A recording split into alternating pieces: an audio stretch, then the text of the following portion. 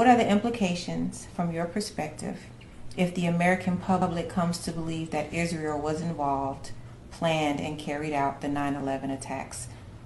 You know, even Henry Kissinger and the CIA said something that I agree with. You know, I don't normally agree with Kissinger or the CIA, but I do in this. And both of them said that Israel will be no more within a short period of time. I believe the CIA predicted 20 years back in 2007, something like that. And Kissinger said within 10 years, just a few years back himself. I wholeheartedly agree with that. For me, it's absolutely obvious that despite the fact that Israel enjoys enormous power right now, which isn't really organic to Israel, Israel is like the favorite little fiefdom. It's the ultimate criminal state. And the real power behind that, which we can definitely trace, is the bankers. The bankers who have literally an infinite supply of money are running the world right now. They own our government. They own pretty much all the Western governments. They own the police. They own the court system. They own the corporations. They own the mainstream media. They completely own Hollywood. And they virtually infiltrate and control every non-NGO and every kind of meaningful social institution you can name because they have the money to do it. So Israel's their favorite little plaything. So I don't think that Netanyahu or any of these other criminals really have any power. Maybe some a little bit more than others, but they're all puppets, just like our presidents and all the other heads of state. They're all puppets. They all work for the bankers. So they tell us a bunch of lies every election cycle, but they actually follow the orders of the bankers. And if they don't, well, the last one who didn't follow the orders was John F. Kennedy, and he did not follow the orders. In fact, he defied the Federal Reserve Bank openly. So Israel is living on borrowed time, if you ask me. And I don't think there's really much doubt of that. The question is Israel going to exercise something known as the Samson option?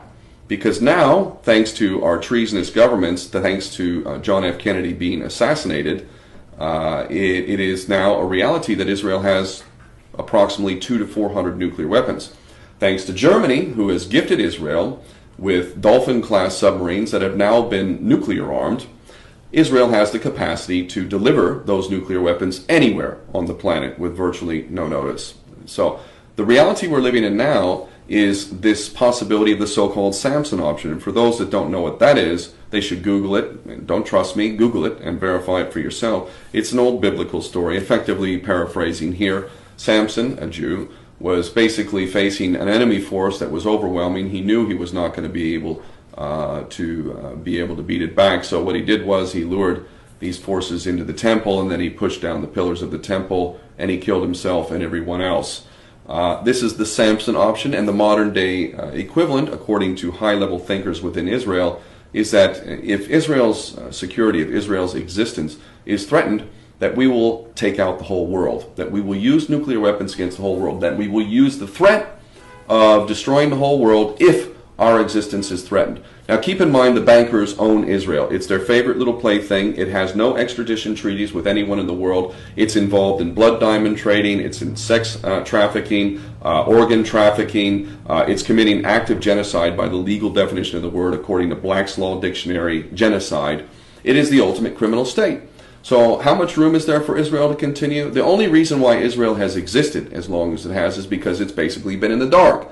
The powers that be in the mainstream media have kept it in the dark. The truth about it has never been exposed. The light has not been exposing it. Now the light is exposing it, and that's why it's living on borrowed time. So the question becomes, is Israel going to exercise the so-called Samson option? And how much more of American taxpayers' money is going to be used for Israel to produce even more nuclear weapons and more military technology to the point that we already face this monstrous threat? It is incredible.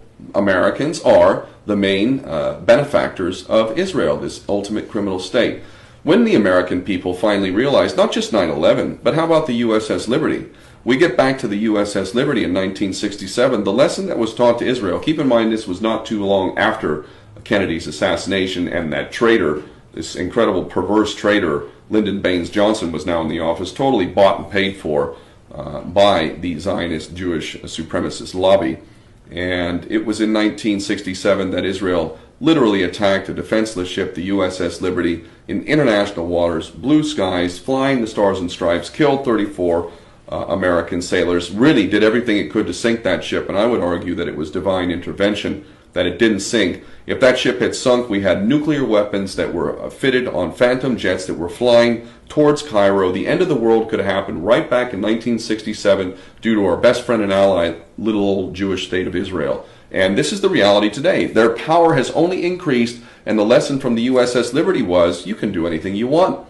Johnson and other traders have always covered this up successively for decades. I know some of the survivors of the USS Liberty. So it's no surprise what they were involved in 9/11. Again, the lesson is Israel can do anything.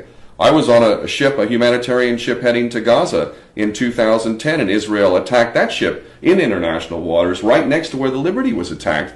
And I witnessed the dead bodies. I was there and involved in disarming 2 of these commandos.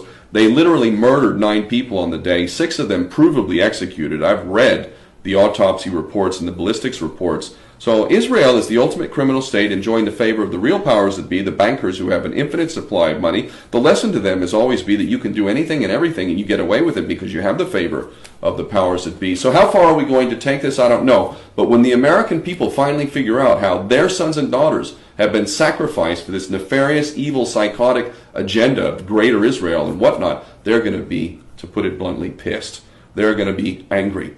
And I don't blame them. I just wish they'd figure it out sooner, because it's only going to cause more death and more mayhem, not just for the American people. Let's take a look at the Middle East and what's happening there. It is ungodly. And those people running around cutting off heads, mostly Muslims, but also Christians and whatnot, those people work for us.